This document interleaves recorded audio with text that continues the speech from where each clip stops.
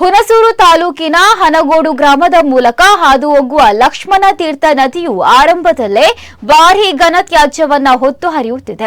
ಕೋಳಿ ಮಾಂಸದ ಅಂಗಡಿ, ರಸ್ತೆ ಬದಿಯ ವ್ಯಾಪಾರಿಗಳು, ಬೇಕರಿ, ಹೋಟೆಲ್ ಹಾಗೂ ಇನ್ನಿತರ ವ್ಯಾಪಾರಸ್ಥರು ಕಸ ಮತ್ತು ತ್ಯಾಜ್ಯಗಳನ್ನು ತಂದು ಸುರಿಯುತ್ತಿರುವುದರಿಂದ ಇದು ನೀರಿಗೆ ಸೇರಿ ಕೊಳೆತು ದುರ್ವಾಸನೆ ಉಂಟು ಮಾಡುತ್ತಿದೆ.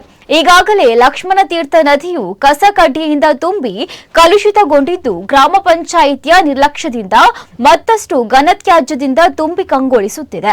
ಹನಗೋಡು ಅಣೆಕಟ್ಟೆಯಿಂದ ದಿವಾನ್ ಪೂರ್ಣಯ್ಯ ನಾಲೆಯು ಸುಮಾರು 20,000 ಹೆಕ್ಟೇರಿಗೂ ಹೆಚ್ಚು ಅಚ್ಚುಕಟ್ಟು ಪ್ರದೇಶ ವ್ಯಾಪ್ತಿ ಒಳಗೊಂಡಿದ್ದು, ಈ ನಾಲೆಯು ಮುಖಾಂತರ 42 ಕೆರೆಗಳಿಗೆ ನೀರು ತುಂಬಿಸುವ ಕೆಲಸ ಆಗಬೇಕಾಗಿತ್ತು.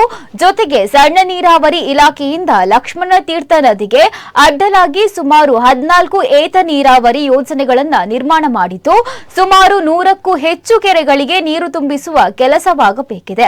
ಇದರಿಂದ ಅಂತರ್ಜಲ ಮಟ್ಟ ಹೆಚ್ಚುವುದಲ್ಲದೆ ಜನಜಾನುವಾರುಗಳಿಗೆ ನೀರು ಅತ್ಯವಶ್ಯಕವಾಗಿರುವುದರಿಂದ ನದಿ ನೀರನ್ನ ಸುರಕ್ಷಿಸಬೇಕು ಹಾಗೂ ಇದರಿಂದಾಗುತ್ತಿರುವ ತೊಂದರೆಯನ್ನು ತಪ್ಪಿಸಬೇಕೆಂದು ಸಾರ್ವಜನಿಕರು ಮನವಿಯನ್ನು ಮಾಡಿದ್ದಾರೆ.